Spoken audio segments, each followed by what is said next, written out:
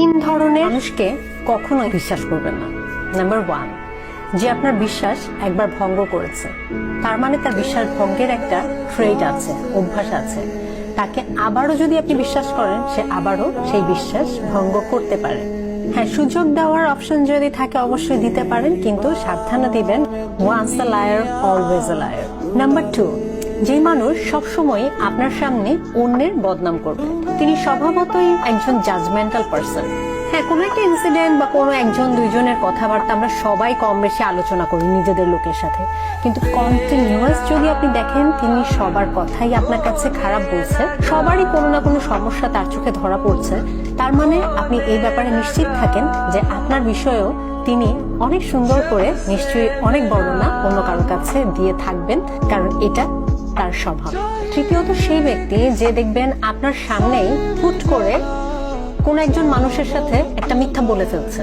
এরকম অনেক সময় হয় যে আমাদের কোন একটা সিচুয়েশনে পড়লাম, আমরা অনেকে মিথ্যা বলতে যেয়ে বা একটা কাহিনী বলতে যেয়ে বা একটা গল্প বানায় বলতে যেয়ে থতমত খাই।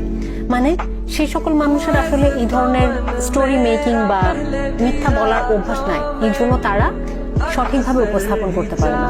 বাট এটার অপোজিট আবার দেখবেন, কিছু মানুষ কিছু কিছু সিচুয়েশনে একদম চোখে চোখ রেখে হুট করে একটা গল্প বানায় বলে ফেলে, একটা মিথ্যা বলে ফেলে, মানে এটা তাদের একটা এফিসিয়েন্সি বা আর্ট বলতে পারে।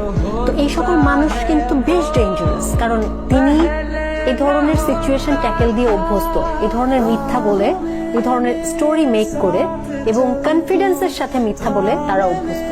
তো এই ধরনের মানুষ কিন্তু যেহেতু অন্যের সাথে স্টোরি মেক করতে পারছে আপনার সামনে ইনস্ট্যান্টলি, সেম কাজটা হয়তো আপনার সাথেও সে বা তারা করতে পারে। এই ধরনের মানুষকে ট্রাস্ট করার আগে 10 বার চিন্তা করবেন। আসলে মানুষকে বিশ্বাস না করে তো আসলে বাঁচা সম্ভব না। ছোটখাটো অনেক বিষয়, অনেক কাজের ক্ষেত্রে আমাদেরকে অন্যদের বিশ্বাস করতে হয়, কিন্তু বড় বড় ডিসিশনের ক্ষেত্রে কিন্তু একটা মানুষের উপর আপনি কতটা নির্ভর করতে পারেন, কতটা বিশ্বস্ততার জায়গায় তাকে বসাতে পারেন, সে বিষয়ের আগে অবশ্যই কিছুটা ক্যালকুলেটিভ হতে হবে। বিশ্বাস ভঙ্গের যন্ত্রণা নিয়ে বাঁচার থেকে বিশ্বাস করার আগে বুঝে শুনে বিশ্বাস করাটা গুরুত্বপূর্ণ।